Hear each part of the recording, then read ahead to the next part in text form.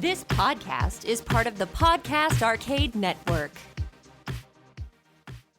Thanks for listening to the Covert Nerd Podcast. I really appreciate the time that you take out of your day to listen to what I have to say. Real quick, just want to mention our sponsor, Rainbow Comics and Cards. You can reach them at rainbowcomicsandcards.com, and I'll have a link in the show notes to get in touch with them and let them know that we sent you. With that, on to the show. Comics have been read. Action figures assembled. Video games have been played. A battle decades in the making. Two nerds enter the arena to do battle. Two nerds leave the arena more nerdy than ever. It's time for a nerd deathmatch.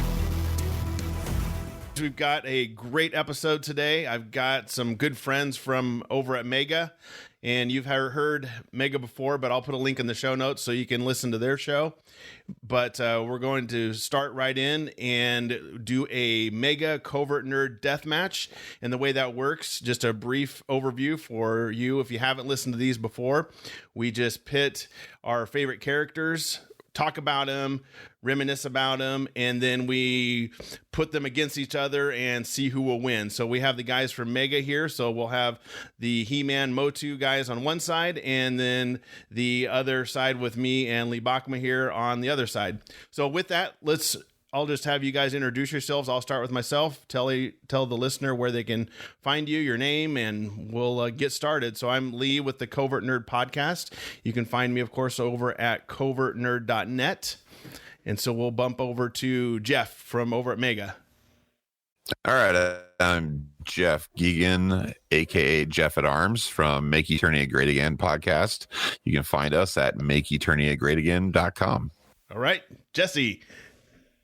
Oh, hey, I'm the sneak attack on this show. Yeah, snout spout in the room. I'm not typically the co-host of Make Eternia Great Again, but I do some mini comic read-alongs for the Make Eternia Great Again Facebook page. So You do. Those are fun. So you got to check those I'm out. like a reserve. I'm like a pinch hitter or something. Yeah, I was going to say he's our pinch hitter, so look out. Yeah, it could get rough. Yeah, right. pinch hitter like a clawful. That's there right. You go. Yeah. And last but not least. All right, so I'm Lee Bokma. I'm a Scorpio, and this is my sixth death match. I'm from the art of Lee Bokma. I can be found on Facebook and Twitter and Instagram at that handle. And I'm also the creator of the soon-to-be-released game Hordes of Power that is going to be sweeping the nation in June 2020, which is a heavily inspired card game by very similar to Make Eternia Great Again, so it kind of fits in to that vibe and motif. But anyway, let's do some battle today. Yes. Heck yeah. Hordes of Power 2020. Something to finally look forward to in 2020. Exactly. Amen. Exactly. I should state that the death matches was originated in the awesome mind of Lee Bokma. Actually, we came up at we were having lunch one day, I should say, and he's like, what about like a nerd death match where we pit nerdy things from our past against each other and just fight it out. So thanks, Lee. That was great. That's a good idea. I have one good idea a year, and I that was it. So, Oh, man. They're always fun, though. they are. All right. Okay. Well, let's get started. So the first death matchup is going to be the Mechanized Mayhem of Attack Track on the Motu side, and then Kit from the nerd side. So we'll go ahead and get started with, let's go ahead and start with Kit. Of course, if you don't know, is from the hit TV show Knight Rider from 1982 to 1986. And if you remember in the opening, they have the little catchphrase, and I'll try to say it in as best a tone as the narrator from the show is, but I know I don't do it justice. Jeff could probably do better, but anyway, a shadowy flight into the dangerous world of a man who does not exist. You guys probably remember the intro of that, and yes, how iconic, of course, the music. I mean, let's just face it, the 80s had some of the best intro music ever. Without a doubt. Oh, Without a doubt. You know, Knight Rider, A-Team, those two right away fly off Family the page. ties. Family ties. Yeah. That's Facts, true. it's the facts. That's the facts of life right there. That's yes. So, of course, you have Michael Knight, who was Michael Long. And his name, actually, I didn't know this. His middle name was Arthur. So, Michael Arthur Knight. Get the catch on the King Arthur there a little bit. Big Mac, if you do the initials. Oh, That whole brevity thing. Yeah, there you go. And of course, he kind of fits into the trope of the 80s of the adventure towns. The criminal sets up in the town, and Michael has to get rid of him. And you kind of have the girl of the week that they usually had on those types of shows. A-Team had that too as well.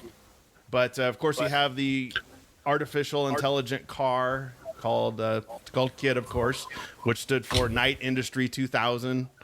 And he was financed by a guy called Devin. Well, Devin Miles was his associate, but Wilton Knight is the guy that came up with, had all the money and financed everything and built KIT. And of course, you have the dashing and daring David Hasselhoff as Michael Knight. Richard Basehart, that was the guy that did the voice for the opening narrator. And then you had the guy that did the voice for KIT was the Daniels was he was the guy that was also in let's see, what was it? Oh, Boy Meets World, and then he was also in Saint Elsewhere, and he actually did Saint Elsewhere and Knight Rider at the same time from 86 to 82 to 86. Excuse me. He was a busy guy. No did kidding. KIT's voice and did Saint Elsewhere. The kind of funny, the original name instead of KIT, K-I-T-T, when they did the series early on, it was going to be T-A-T-T, TAT. So I'm glad they changed that. That doesn't just roll off the tongue very well. It takes a whole different world there. And of course, Sweet tap, bro. Yeah. Of course they Was got that barbed wire? And of course, they got to put the AI computer in a cool car. And what's more cooler than a 1982 Pontiac Trans Am? Pontiac actually had, because the popularity of the TV show, had so many requests for a black Trans Am with the tan leather with the T-top on it that they couldn't even keep up with production. That's how popular this show just took off like crazy. Michael Knight, of course, everybody thought he was the coolest ever. But the one thing about the show, though, is just it wasn't necessarily, it was kind of the cool car and all the different things he could do, the turbo boost where he could jump over everything, and the interaction between Michael Knight, but just the whole thing was just fun. I just loved that show. I don't know if you guys watched it much or not, or Oh man. Okay. I was addicted to that show. I loved it. the guy that created it did a heck of a deal. He did the deal of the percentage share. So he got 50-50 of the split with the studio on all the merchandising. So all the toys, Wow. models, the T-shirts, everything. So that guy is still, I read up on it, he's still making money off this thing. What, 35, That's crazy. 38 years later? Yogurt was right. It's merchandising. That's where the real money from the movie is made. Merchandising. That's funny. Ran for 3 years. And they had, I don't know if your favorite episodes, but of course we had the favorite episodes I loved was the Goliath episodes with the semi that had the same armor as KIT, and had his twin brother was just simply David Hasselhoff with a mustache. That's right. yeah. Tearing a page out of Star Trek's book there. That's right. Let's put a mustache on him. He's evil. That's right. He has a mustache. He's evil. Of course. Yeah. Of course. He has to be. And then you had the evil KIT, which was Car, Knight Automated Roving Robot. That was a great episode. It was the evil robot. So those two were my favorite. I don't know what you guys thought was your favorite. I loved the episode. Obviously, I loved both episodes with Carr because that was voiced by Peter Cullen. So you had Optimus Prime as a bad guy. Baby. I was going to get to that. Right. Yep. Yeah. So those obviously, and then the cliffhanger where I legit thought KIT was dead. Goliath. Is that episode? Yeah. It could be. Yeah, because there's two. So it was a split. It was a season finale, of course. You see Kit getting hit by Goliath, rolling over, and you don't know, and that's the season ends, and you have to wait 6 months before next season starts. Did Kit make it or not? And you're was that the one where he's like in lava? Like they put him in lava? No, this is just in the desert. All you see is Goliath and Kit collide, and Kit's rolling over in the desert, and then it just ends. And you have to wait till next season. And you just don't know, is he going to make it or not? So when you're a 6-year-old, 7-year-old kid, you're like, oh no, he's done for. The whole creation, the guy that came up with the little light on the front, he was the guy that actually did Battlestar Galactica. So the Cylons, if you remember the Cylons, they had kind of that red face light or whatever. So that's where he got that idea. And HAL 9000 from Space Odyssey. But they tried to reboot this. I don't know if you guys saw any of the reboots. Yes. Okay. Yeah, I did. Yeah, they Not came good. out with they had 4 of them. So they had the 1991 Knight Rider 2000. They tried to redo it in 94 as Knight Rider 2010. Then in 97, I didn't know about this one at all. 97 had Team Knight Rider, which had a bunch of kits. And then in 2015, of course, they tried to reboot. That's the latest one. Yeah. Yeah, they should have just left it alone. Yeah. I mean, it's just one of those things that you just can't touch it. As you know, as they went further along in seasons, they were literally jumping the shark almost.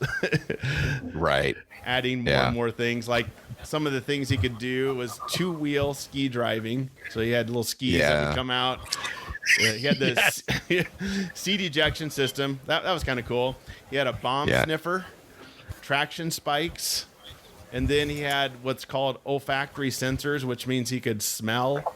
And, of course, the turbo boost and the molecular bonded shell, which was his armor that everybody always tried to shoot through, but never worked. I was going to say, I loved the show, obviously. I think it was perfectly cast.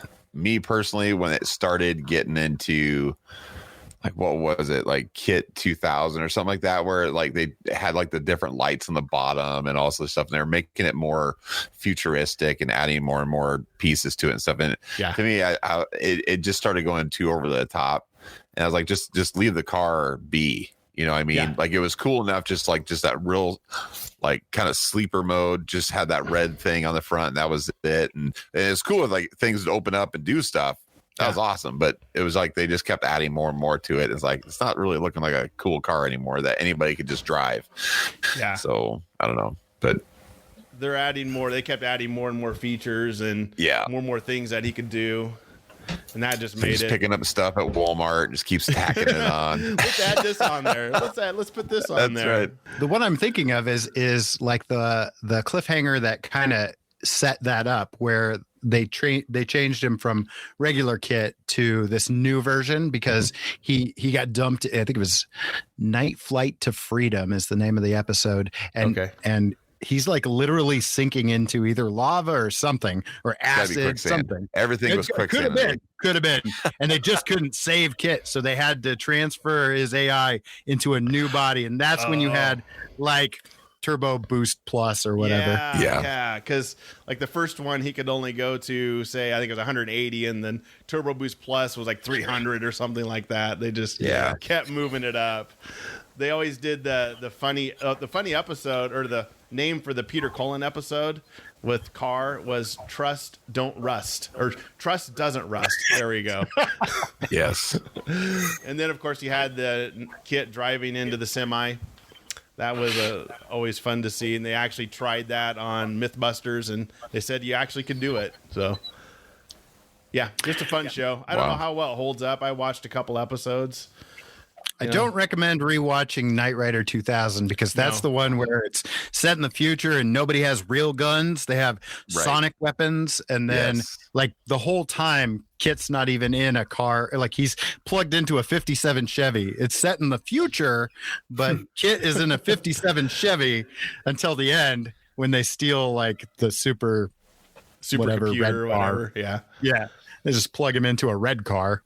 Speaking of the original Kit, this is why he's going to kick the living stuffing out of Attack Track. I'm gonna lay out what's going to happen here, what his capabilities are. So, as mentioned before, 1982 Trans Am with artificial intelligence on board, which is capable of driving himself, which I'm pretty sure Attack Track cannot do. Fake news. He's armored, Fake news. bulletproof, and fireproof. There were several episodes where he took direct hit from rockets and kept going. There are episodes where he would intentionally park on top of bombs and grenades to shield other people from the blast and keep on going. That's a Tuesday for Attack Track. Right there. 0 to 60 in 2 seconds with a top speed in excess of 200 miles an hour with rocket boost. He'll need that to run away. Flamethrower, onboard laser. Yep. And wait for the piece de resistance. You can play video games on his dashboard. Done. Mic drop on that. Mic drop. Okay, that's pretty important. That's fair. Yeah. And the That is car fair. is always best with the driver. I mean, you've got David Hasselhoff. I mean, a music sensation in Germany. Just because he wore pants doesn't mean that he's any better than anybody in Eternia. I mean, you can put a piano scarf on Man-at-Arms and you That's got right. it. That's right. All right. Well, that's what Okay. that's what we got for Kit. What do we got for Attack Track, guys? Okay, so I'll kind of give some synopsis, definitely not in detail of what you just gave for Kit there. So, according to the Mo2 compendium, so Attack Track was from 1982 is when he first came out in the DC Mo2 mini comics. So it says the Attack Track was a rugged land vehicle with a gold chassis built by Man-at-Arms and used by the heroic warriors. Its mighty brown treads could negotiate difficult terrain and overcome even the most challenging obstructions. Though designed for a single driver, it was large enough for passengers to ride holding on to its sides. The vehicle was also armed with laser guns capable of firing powerful blasts. In later appearances, the vehicle's color scheme was changed to red with blue treads, which matched the toy sold by Mattel. And then obviously in 1983 was when we got to see him in the Filmation animated series. And it says here, for the animated series, the vehicle's design was changed again, this time to feature a blue chassis with red treads. The Attack Track was equipped with an artificial intelligence that could speak with the passengers. This heroic minivan could carry multiple passengers in the front and 2 sky sleds or other cargo in the back.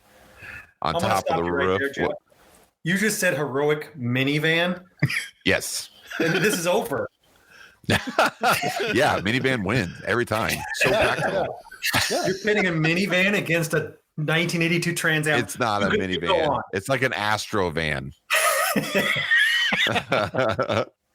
All right. On top of the roof was a double-barreled swivel cannon that came in handy when enemies attacked from the air. So take that. Let the battle begin.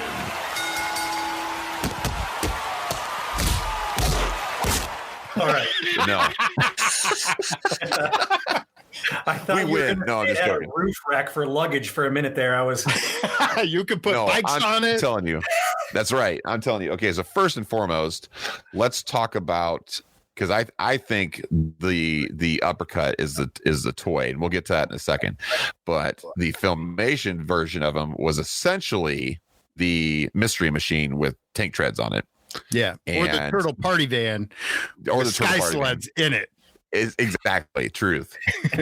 But I think his biggest feature that I think kicks Kit's butt is the fact that Attack Track was sassy for days. And he had a freaking personality that like just unbegets anybody else. And so it didn't matter if it was Skeletor or He-Man or Orko or whatever, he was putting you down so hard because he was just full of the quippiness, just like Jesse. Meanwhile, Mr. Feeney over there cared about Michael's feelings. What's wrong, Michael? True. What's wrong? Get in. Let's go on an adventure. And Michael's like, I don't know. That's so right. the emo squad over there. Meanwhile, Attack Track's like, Man-at-Arms. I don't need no Man-at-Arms. I got sky sleds for days. I'm making it rain with sky sleds. Yeah.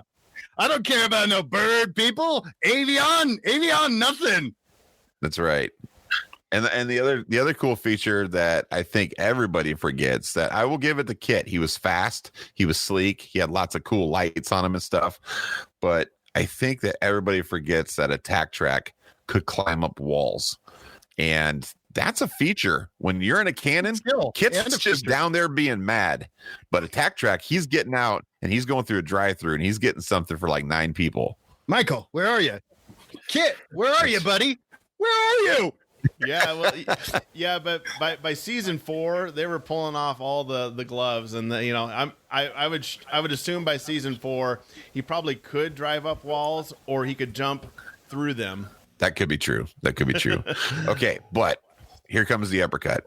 Okay, the toy, hands down, beats any vehicle, whether real, cartoon, comic book, doesn't matter.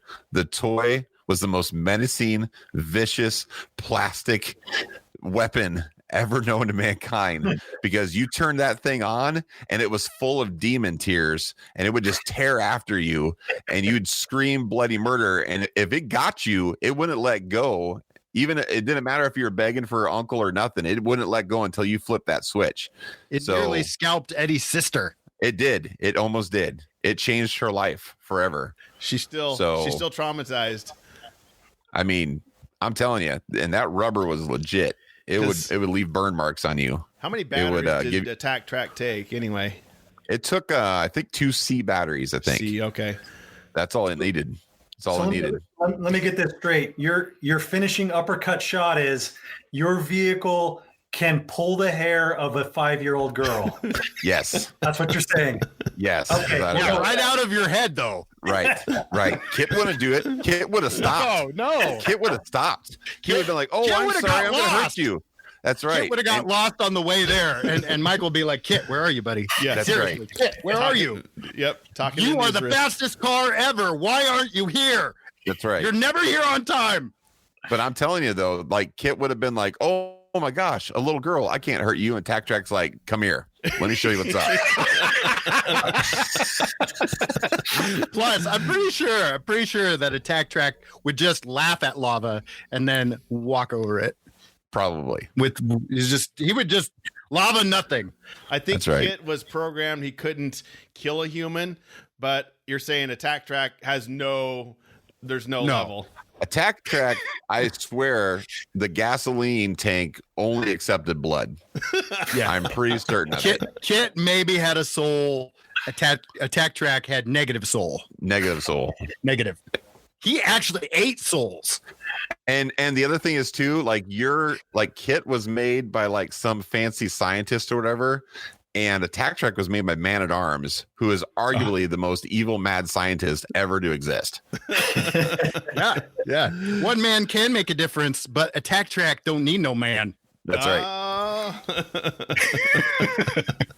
Oh man, that's awesome. Well, I don't know. So you're saying if it was the Kit toy versus Attack Track toy, it's over. I'm saying Attack Track toy versus the real car of Kit. Still. It's over. If he can catch him. You see a bad guy holding a little 6-year-old girl, and he's like, "If you do something, I swear I'm going to take her down." And Kit's like, "Okay, let's get the bomb squad here. Let's get the police here. Let's get everybody here to start negotiations." And Attack Track's like, "Whop, whop, whop," and just kills them both. Doesn't matter. Yeah. Kit would try to think it out. That's right. To think it out. You just hear what, and they're both murdered. So the villain's holding the gun. He just hears this noise, wop, wop, wop noise, and he's like, what's going on? Of death. What's that noise? That's death headed your way. Death headed your way. Oh, man. Okay. You thought he wore a cloak. He actually drove an Attack Track. That's right. Cloak in a sight. Okay. I'm willing to concede that the toy version of Attack Track is probably the most BA thing on treads. However, as a counterpoint, the TV version was literally a minivan. Kit's rolling that minivan. Yeah. I mean, Kit's like, "Look out, Karen! I'm going to blow up your minivan." This is true. And that's probably why he was so sassy. Yeah, probably because he just didn't want to be a minivan. Yeah, so literally, maybe, I don't know. Maybe it's depending on versions we're going with. Maybe we call it. Okay. So no, I think that I'm ready to concede and say that if we're going apples to apples, obviously the toy is a straight up murderous weapon. Yeah. But if we're going TV show to TV show, I think Kit wins hands down. Yeah. Yeah. So agree I would there. say that I would say it's like, if we're doing like a point scale, I would give Kit a 9. I give Tack Track probably an 8. And what So- Kit's not willing to do, Carr would totally do. Yeah. That's true. That's You're true. right. And there wasn't a evil cousin of Attack Track or anything like that. Thank God, because I No, can't imagine what that even It looks would like. rip a hole in the universe. It would be too much. Yeah. Yeah. Like, why is Skeletor even on the show anymore? That's right. So it's Snake Mountain. Attack Track is just sitting where the Skeletor's throne was at. That's right. It's like puffing on a cigar. It's like, yes. Just see the arm Send- of Skeletor hanging Send out. more children. I need to pull their hair out of their scalps. He's using Fisto's severed hand to smoke that cigar too. Yep. Nice. He's like, I don't have any hands, so Fisto. I'll just Sorry. take That's your right. hand, Fisto. Yep. All right. That's right. That's awesome. Well, let's move on to the next one, which is fortification analyzation, which is location. So we'll let the Mega guys go first. Castle Grayskull was Eternia's ancient and legendary fortress of mystery and power. Its origins were obscured by time, and no one remembered who built it. All that was known was that it had been erected long ago before the Great Wars. There was immense power hidden within Grayskull's ominous, skull-shaped exterior and impenetrable walls. In this place of wonders, whoever controlled Castle Grayskull controlled the universe. I really feel like I could just close the book now. Yeah. That's right. We're done. Okay, next. But wait, you've got a secret weakness that we're going to exploit later. Well, I'll keep reading just in case that's true.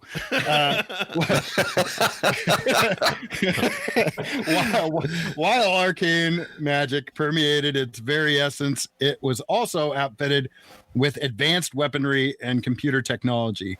Among these was a large two-barreled laser cannon mounted atop one of its towers. Castle Grayskull was filled with weapons and strange shadowy rooms. Enemies could be sent falling into the castle's dank dungeon. Dank, bro. Dang, bro. On its lower levels through a trapdoor in the throne room. The castle was guarded by an ethereal spirit who communicated with the great heroes of Eternia. The spirit knew, but did not disclose, that He-Man himself would someday become the true king of Castle Grayskull by uniting both halves of the power sword to enter Castle Grayskull, claim its throne, and learn the secrets of the universe. In addition, the spirit informed Tila that she was fated to become the guardian of the castle. The evil wizard Skeletor desperately craved the power within the ancient structure, but the spirit knew that He-Man was the prophesied warrior destined to become king of Castle Grayskull. Let's talk about the awesome things. So I think we also need to talk about some of the features of the toy. And I think we blend all of the toys together a little bit on this one, because I think all versions of Castle Grayskull toys had some cool features. So obviously the first one, that is one of the most iconic pieces of plastic ever. I mean, I wept when my parents gave me that toy, and that was incredible. But one of the coolest features, not only was it a carrying case, but it also had it came with a weapons rack, and it came with all sorts of stuff, the guns on top and everything. But I thought one of the coolest features was the sometimes working trap door that would, so you could put your character on there, and if you turn the throne just right, the baddies would fall through the floor, which sometimes worked, sometimes didn't. And then you had the ladder, and then that would break really easily. But no, it was really cool though, other than that, all that. But then the 2000 series Castle Grayskull, although it looked like a really smashed in pug or something like that, It's like an alien skull. yes, it did not look very cool, but it had some of the coolest features that I have never seen on any other toy since. And it was basically computerized. For those people who didn't realize this, all of the not all of, a good majority of the Motu toys in the 2000 series had a microchip inside of their bodies or whatever. If they got into Castle Grayskull, they would actually have certain it like the castle had a speaker on it, and so it would recognize that microchip, and it was like, I don't remember if it would say facts about them, but I know for sure it would talk as them. You would hear their voice and things of that nature. And so that was a really cool feature that, you know, basically downloaded information inside of this castle that if you never had a Stratos, you never heard what Castle Grayskull had to say about Stratos. I thought that was kind of cool. Did the castle also, like in the shows, wasn't it surrounded by like a bottomless pit? Yes. Yep. It was this, what was it? The Souls or the Well of Souls or something like that. Yeah, Well of Souls or something like that. Pit of Souls or something like that, which is pretty BA. They actually sell carpets that look like that now. Really? Remember that iconic sticker that was like the grating and that had like little octopus things coming out of the bottom and stuff like that? You should buy a carpet like that. That's pretty freaking cool. It's like, why are they keeping those? That's right. What's down there and why are they still there? Right. But then the classics Castle Grayskull, I mean, it has pretty much all the same features as a vintage one, but it's like a lot bigger and a lot, you know, it's very well made, very thick. It's like going for like almost $600 right now, which is pretty incredible, but it's something else. But no, anyways, another cool fact. I don't think Jesse talked about it too much, but he said that, you know, it was built before the Great War. So fun fact. So it was actually hand built by the one and only Titus. Oh, so I didn't know that. You can learn more about that on the Titus episode of Great Again. Nice plug. With some of the most luxurious hair on any man, living or dead. Me and Bokma are so jealous of Titus. Yeah, I'm gonna buy a Titus wig. I'm even jealous of He-Man's like Dutch boy plastic hair, for crying out loud. Word. I hear you, bro. I've seen that, you know, retro stores everywhere that, you know, there's the old original Castle Grayskulls everywhere. What are those going for?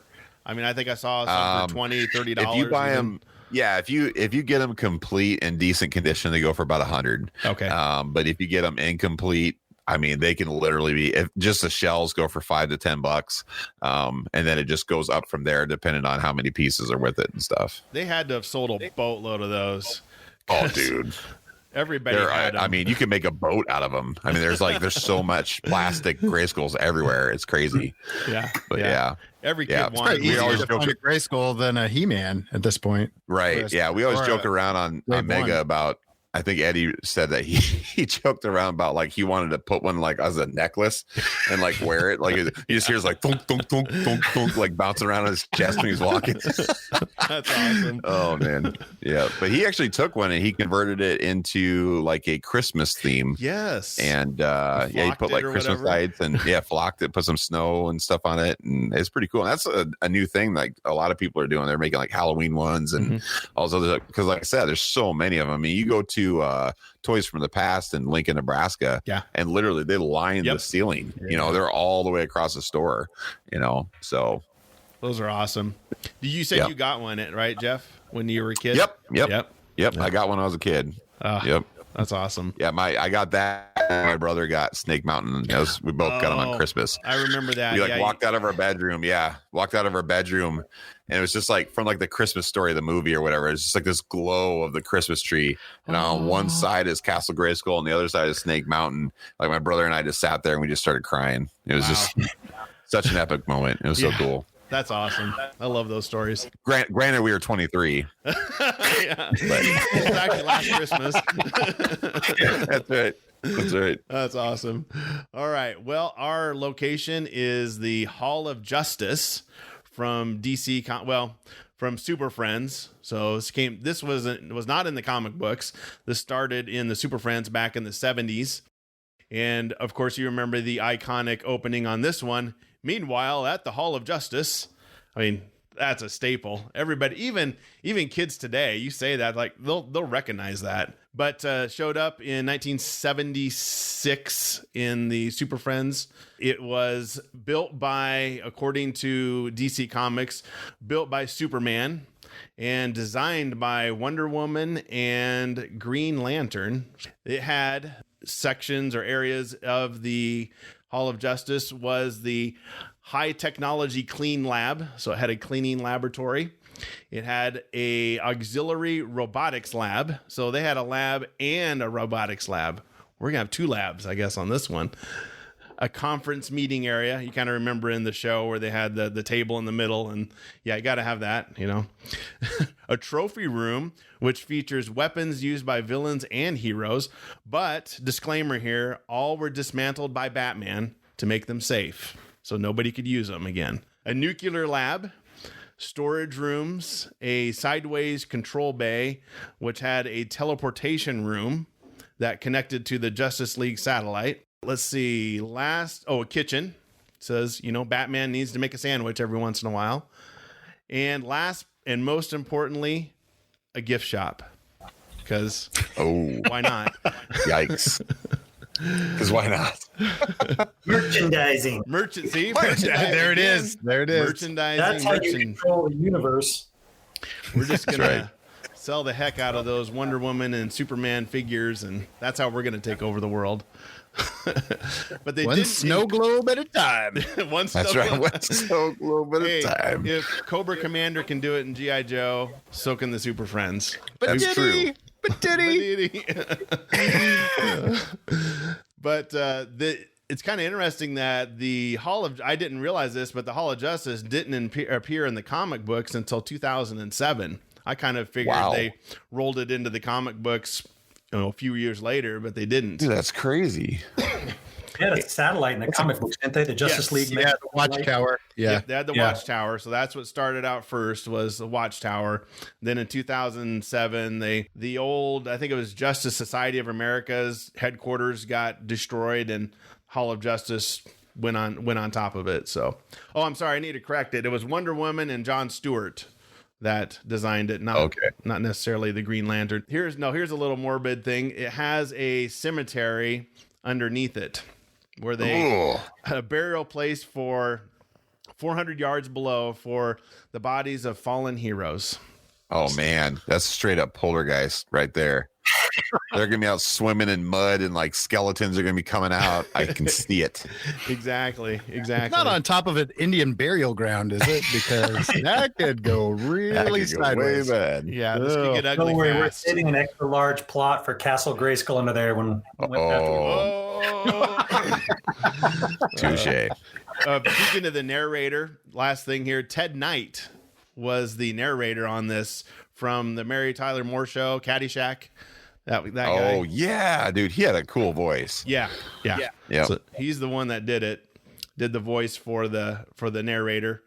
And then they actually did have a playset. I didn't find this out till just a few days ago, but Kenner made a playset in 1984 for the Hall of Justice. It had some similar features like the Castle Grayskull. It had the little trapdoor area. It had the teleportation thing that I was talking about. You could put the figures in the little teleportation area.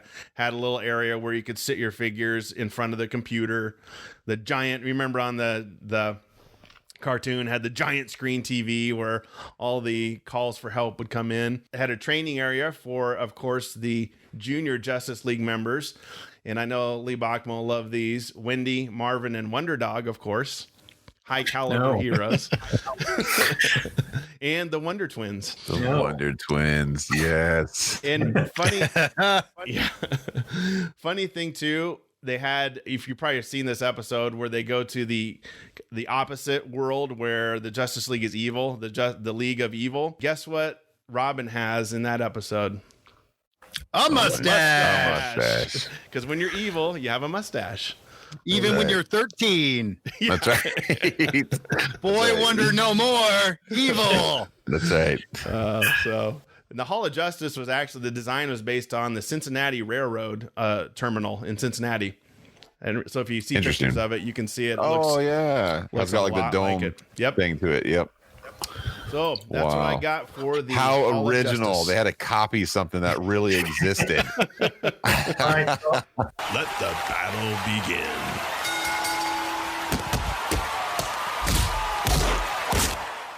I'm going to roll out the reasons why the Hall of Justice is a better place to live than Castle Grayskull in this mashup of residences, so to speak. Hang on. Yes. So, all right. So it's in downtown Gotham. on like many acres of beautifully landscaped land with like a fountain and ample parking that fits both the Batmobile and Wonder Woman's invisible jet. That's worth bank in downtown Gotham. That much real estate, perfectly landscaped, right, with ample parking. Yeah, that's a unicorn right there, right? You have the Justice League computer attached to the trouble alert that can sense danger anywhere on the globe and instantly puts it on the view screen at any angle you want. So apparently it had like cameras across the globe that it could access and look at anything it wanted to, whenever you wanted it to. Who so doesn't that want is that? Skynet. Yeah, that's perfect, right? But here's the big kicker. Here's my coup de grace. Out of all the cool stuff that Castle Grayskull has, there's no bathroom in Castle Grayskull. You can be the master in the universe and you got to crap. You got to go to the outhouse, man. That's because their Kegel muscles were so strong. They would just hold it. Like, Why do you think they wear fur diapers? That's right. The Hall of Justice has a bathroom. And, I got to live where there's a bathroom, bros. Dude, you got to understand that's what the Pit of Souls was. It was just... for real, yeah. Oh, man. That's all I Okay. got. Bring it. All right. Well, this is what I'm going to say. First and foremost, nobody was ever fighting to get in and take over the Hall of Justice. It was just a place. In fact, no one could get into Castle Grayskull, but conversely, you let a dog, a monkey, and everybody's mom into the Hall of Justice. Like, hey, Batman's mom, come on in. That's We're all friends here, especially Dynamite. That's why there's a gift shop. That's why they have a gift shop. Yeah. You have to exit. The only exit is through the gift shop. Yeah, you're not making any revenue off Grayskull. No one's coming there and buying merch. That's true. No. You're just living don't need forward to. and doing the potty dance because you have nowhere to go. Now, That's I true. should back up and say, guys, Castle Grayskull let Modulock in. I mean, really? Ooh. Did he? Well, yeah. Yeah. Ooh. Yeah. If you listen to the Modulock episode, we talked about that. But, however, I will rebuke the fact that he was a piece of crap. And but then also this was going to be something I was going to bring up that the Hall of Justice couldn't do. They turned the Castle Grayskull into Castle Grayskull Man, and he went on a rampage and was murdering people. So Hall of Justice just sat there like cold concrete, soulless nothing, and Castle Grayskull Man went on a terror. So, plus I'm sure there's probably just like a key to get into the Hall of Justice, whereas to get into Castle Grayskull, you needed the power swords. Both halves. And then the other thing is, so the Hall of Justice did have a force field. I know that. They did, that yes. protected it. They did. But the sorceress protected the Castle Grayskull. And seriously, who's hotter, a force field or the sorceress? That is the best straw man argument ever. Yeah. I think we win. Like every other mini comic, the sorceress was being like captured and like drug off by Skeletor or someone. She was like the crappiest protector of Grayskull ever. She's anemic. Give her a break. Right. She had no food and nowhere to go to the bathroom. Low red blood cell count. There was she just needed more no iron. lights in there. Oddly. It was always dark. She wanted to get kidnapped so she could use a bathroom somewhere. Probably. But He-Man always conquered and always brought it back. You thought that the lava coming out of Snake Mountain was actually lava, but it's actually their sewer. It's like their sewer system. It's like they actually had better plumbing in Snake Mountain. It's their water filtering system. Yeah. Yes. Oh man. But the other thing is like, again, so if somebody broke into the Hall of Justice, they would just get some cool weapons and toys and vehicles in a conference room. Whereas if you broke into Castle Grayskull, you had the power of the universe. So that's if you didn't go crazy first. That's true. Like, that's there's true. a lot of stuff that would mess you happened up. to Hordak and Skeletor when they both got in there. Modulok didn't because he was already crazy. Yeah, that's what I was thinking. It didn't do anything to him. Because again, he's a piece of crap. It wasn't the Soul Seed in Castle Grayskull at one point? Yes. Yep. The Soul Seed? Explain that, Yep. Dempsey. Oh, I was worried you were going to do that. Soul Seed, it was like this power that was formed at the creation of Eternia, and it allowed you to like rewrite reality.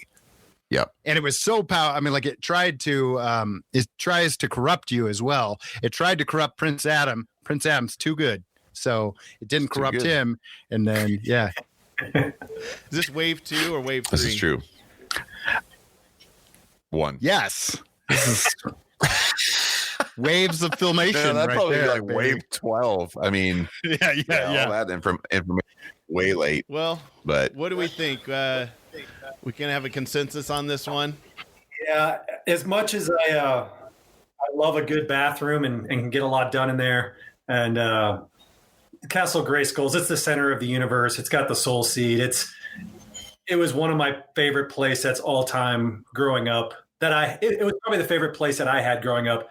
I would have loved to have the G.I. Joe aircraft carrier. That's like the most Word. thing ever, but I didn't have it. But so Grayskull was my jam. So I'm willing to concede on this one. Grayskull looks amazing. I have to agree. I would concede Lee's original point, and that is it would be better to live in the Hall Yes. of Justice. Yeah. yes. Yeah. Well, and the landscaping alone is far superior. It actually makes Gotham look good. It does. Yeah.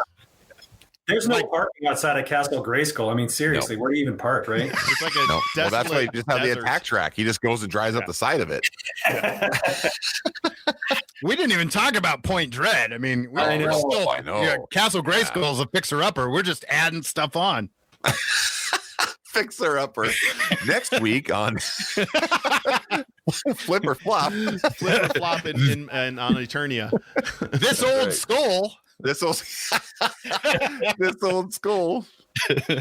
Oh man, like the before and after pictures of Grayskull, it's the same. It just looks really dark and damp. It's And then exactly over the here, same. it's really Yeah, dark yeah. and damp over And then here. there's just a toilet in the corner, and they're like, Yeah. I think okay, I like it. The throne and The a trap throne. door. That's right. Now one feature. Come on. That's right. You really don't want to get stuck in the dungeon. I'm not going to say why. Yeah, you don't know what we put down there.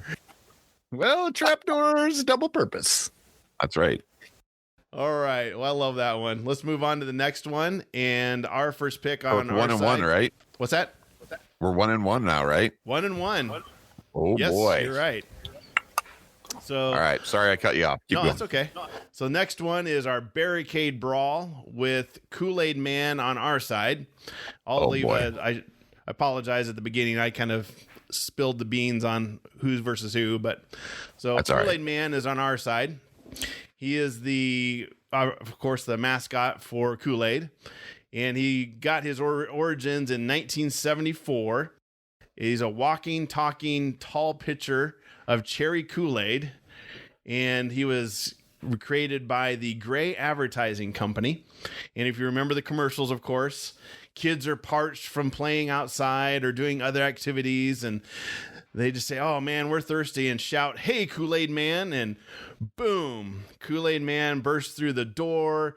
He's burst through walls. He's burst through fences. yeah. There we go. Yeah, I just figured Jeff would be perfect for that. You could be the next Kool-Aid Man, actually, Jeff. There you go. I'm shooting for it. He goes through furnishings and ceilings and got his start in 1979 is when that whole ad campaign came out. But in 1974 is when they kind of created that iconic look of the kind of has the what is it, Hawaiian shirt and has the smile and the picture and the shoes and all that stuff. But in 1980, he had attained a pop culture status in 1983 that he had his own Atari 2600 and Intellivision video game. Yes. And Television. I'll include pictures in the show notes. I looked at it. I have no idea. It's Atari 2600, what you're supposed to really do. But still, he had his own game. So then he also had a comic book series for a while. that they had. I think Marvel's the one that did that one, if I remember correctly. I think so, under their Stars imprint. Yeah, there you go. 1983 to 85 is when he ran. Oh, under Archie. No, it was Archie. I was going to say, it looks like Archie. Yeah, Archie. And they also had the Thirsties, which is a group of anthropomorphic sun-like creatures, or were the villains. And then in 1994, they retired the character from the commercials. So they didn't have that anymore up until 2008 when he was all CGI'd. Because I kind of remember those commercials. It was, I guess, a guy in a suit is what it kind of looked like.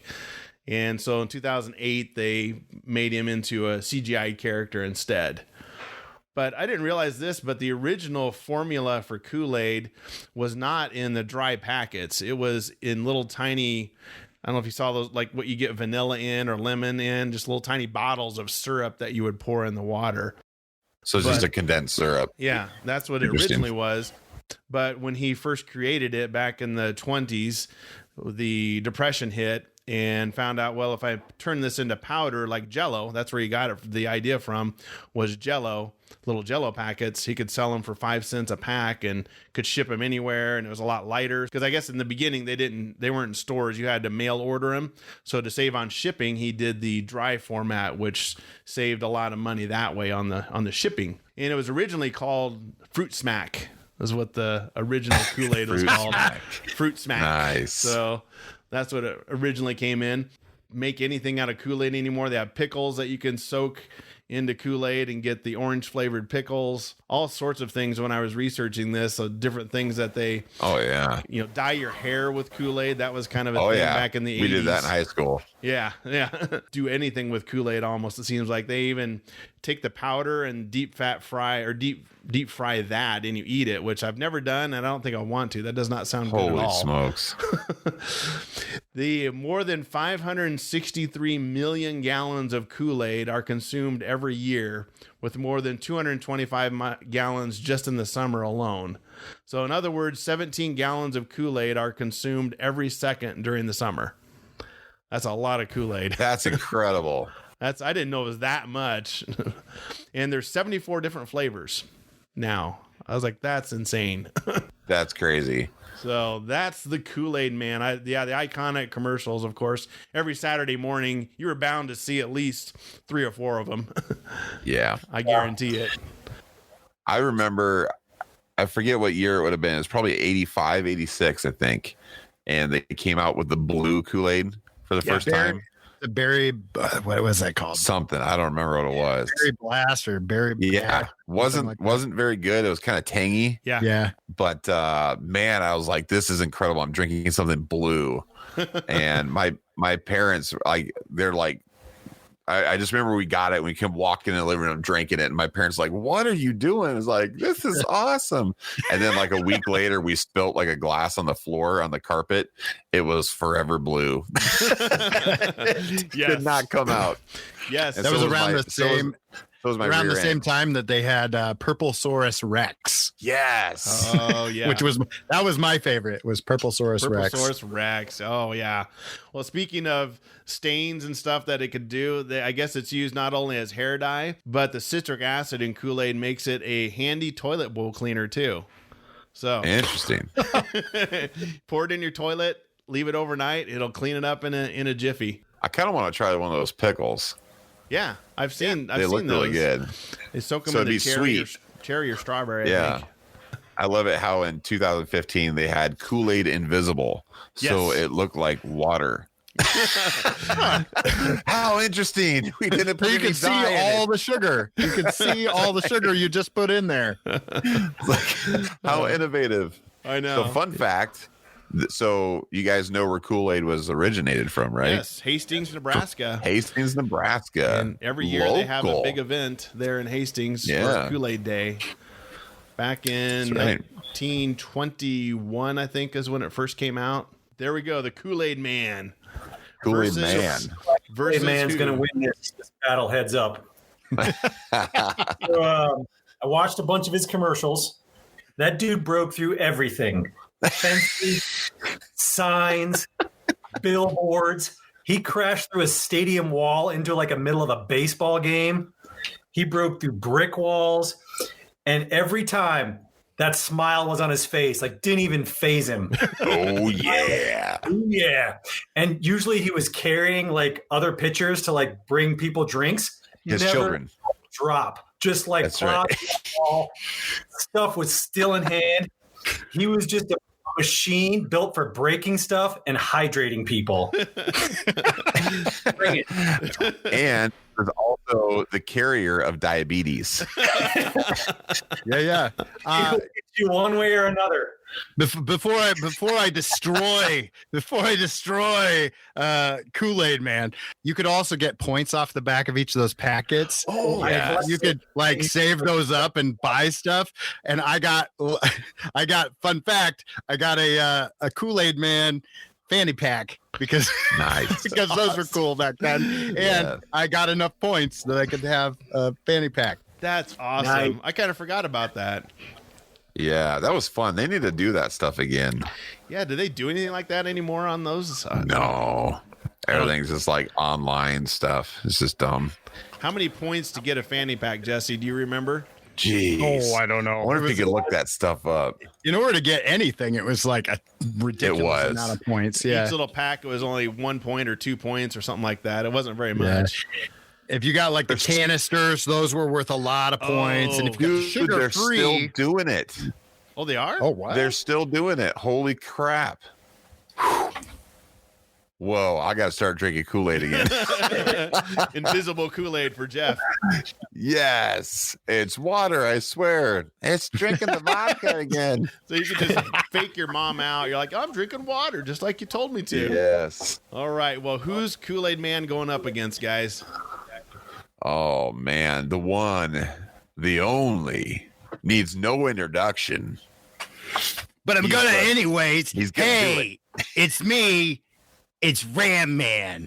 Yes. Okay. Do we do synopsis for Ram Man? Yeah, let the listener know who Ram Man is, just in case they don't know. Jesse, I'm gonna let you do this one, buddy. Okay. He's in your DNA. All right.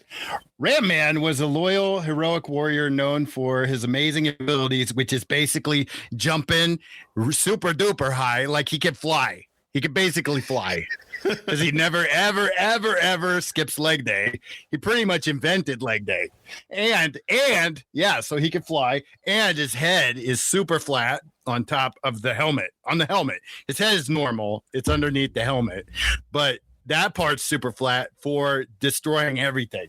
Yeah. Propelled forward by his powerful legs, Ram Man charged his targets with full ramming speed. So that's the thing. Making impact with his helmeted head, because that's smart. That's just, who goes face first into a wall? Just dummies full of Kool-Aid. And face first. He's just begging for a concussion or a broken pitcher. Yeah. So I'm going to skip this part because it's not fair. It's fake news. All right, I'll read it. Somewhat dull-witted, he was tricked by the unscrupulous individuals. They say many times over. I think it was like one time. Because of this, Ram Man did not trust He-Man when he first encountered him. Go back and read that. He-Man was a jerk. The two started as adversaries, and while He-Man was initially reluctant to employ force, he eventually had to put Ram Man in his place. I am done reading this. I'm done reading this. That's not real. That book is going to be burned later. So let's talk about the cool things that we do know. So number one, he's got the enchanted armor, right? He's got the enchanted armor. Yep. Number two, he's got a meat cleaver axe that would chop people in half. Yeah. Number three, he was built like a Happy Meal toy. Number four, his stickers fell off in 11 seconds. Oh man, I'm not building a very good case here. But can he lift the axe if he never skips leg day? Oh yeah. And even though he's a Happy Meal toy, like 30-year-old toys, or probably more like closer to 40 now, they still spring. Like I defy you to find a Ram Man that doesn't work. That's true. Challenge Still works. accepted, huh? I mean, That's true. And granted, you can't smash Ram Man with a hammer and then be like, "See." That's right. You're not That jacking your doesn't car count. up with them or something, but I still remember showing my son Ram Man, and I said, "Well, here's his feature. Just pop him down and pop it." He's like, "Is that it?" I'm like, "Yeah, that's it." He's like, "Wow, Yeah. that's it, huh?" But also, you leave that kid alone with that Ram Man, and they're just going to keep doing it. Yeah, It's like the fidget spinner of the 80s. it's like bubble wrap or something. right. You can't They, stop. they got nothing Yeah. on us. They got nothing like on a us. slinky. That's right. all it does. A fidget spinner spins. That's right. That's its whole job. You can spin That's it this right. way or you can spin it that way. I don't know. So are we on the defense now? Yeah. Let the battle begin.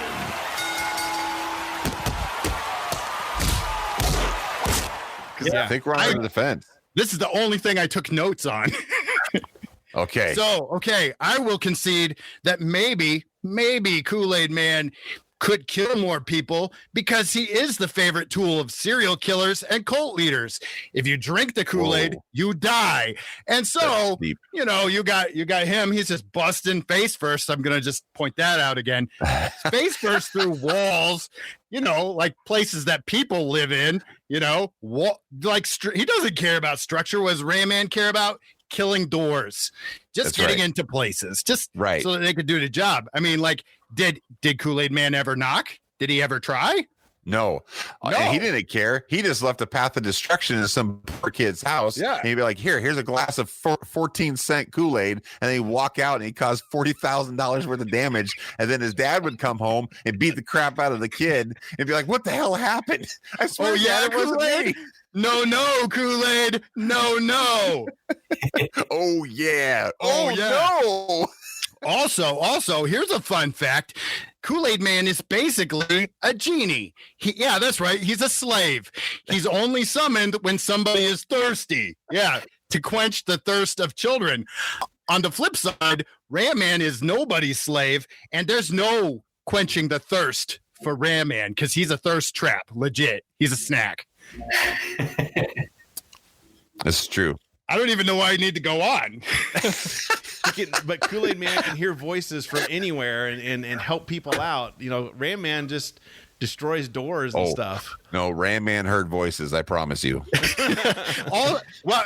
the thing that Kool-Aid Man can't do, and that is lay on his stomach.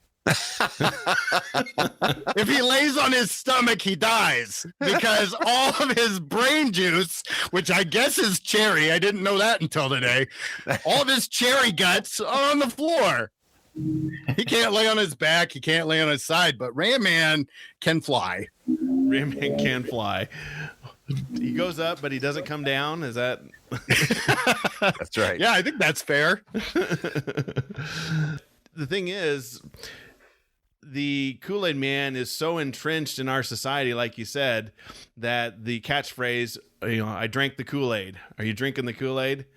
That Ram Man isn't in our pop culture lexicon like the Kool-Aid Man is. Yeah, but if you're drinking the Kool-Aid, you died. Yeah, That's right. So- well, at least That's where that came from. he's well known. So- That's where that came from. I think the most soulless thing that could ever exist would be Kool-Aid Man in the attack track. Oh God! And he'd fit because he's like a minivan. That's right.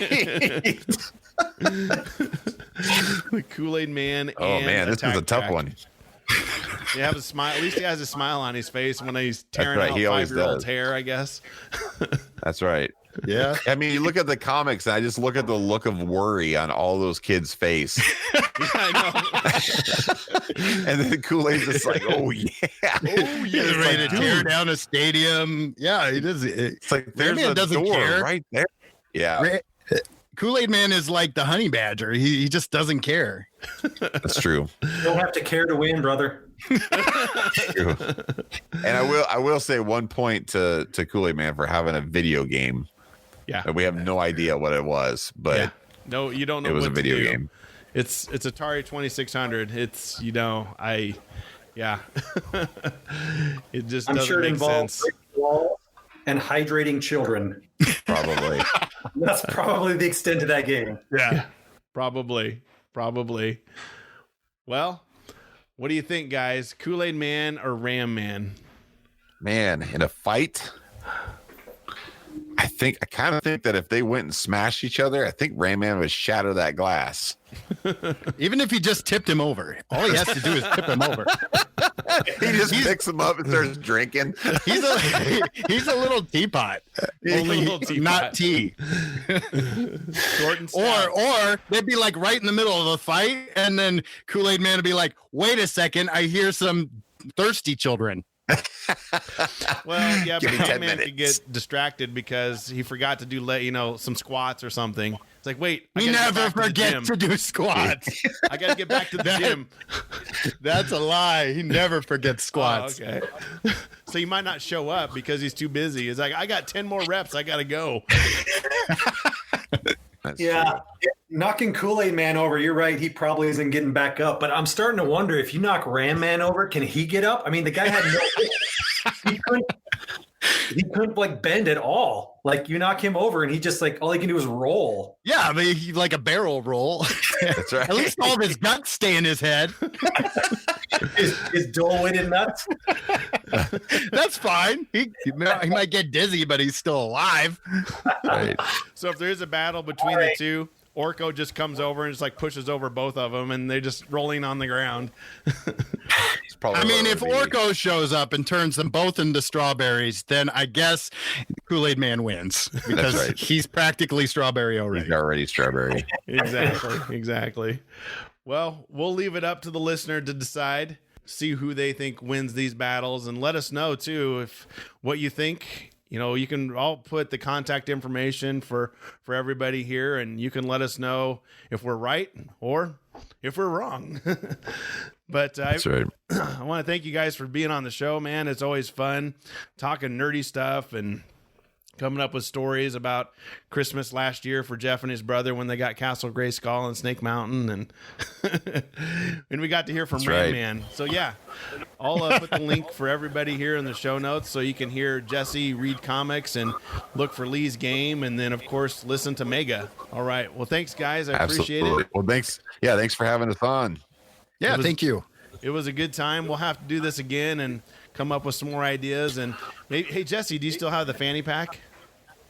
I don't, dude. I love that fanny pack. Ah, darn. I wore it. I wore it out to the point where the zipper barely worked. So there you go. I just thought of that. So, all right. Well, thanks, guys. I appreciate it.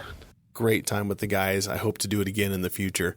And again, thank you for listening to the podcast. And until next time, nerd it up.